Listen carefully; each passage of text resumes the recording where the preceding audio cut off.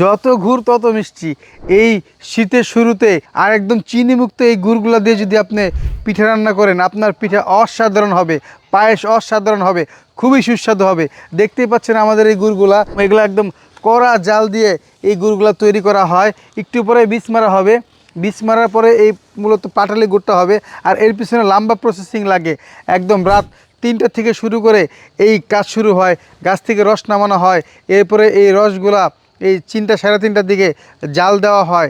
এই প্রায় দীর্ঘ 3 থেকে 4 ঘন্টা জাল দেওয়ার পরে এরপরে আবার বীজ মারা হয়, বীজ মারার পরে ঠান্ডা করে এরপরে এটাকে পাটালি করা হয়, তারপরে আপনাদের কাছে আমরা পৌঁছাই দিই। তো এই যে লম্বা প্রসেসিং করতে হয়, এর পিছনে লম্বা মেহনত করতে হয়, এই মেহনতের পরে একটা গুড় তৈরি হয়। এই গুড় দিয়ে আপনারা যে কোনো পিঠা রান্না করতে পারবেন।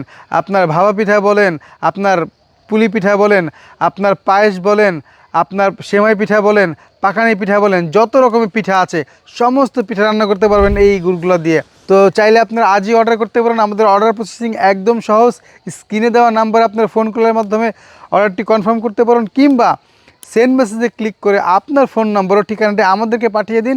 আমাদের কাস্টমার কেয়ার প্রতিনিধি আপনার সঙ্গে যোগাযোগ করে অর্ডারটি কনফার্ম করে নেবে। তো সবাই ভালো খান, সুস্থ থাকুন, রিজিক মশলা করার সঙ্গে থাকুন। আসসালামু আলাইকুম।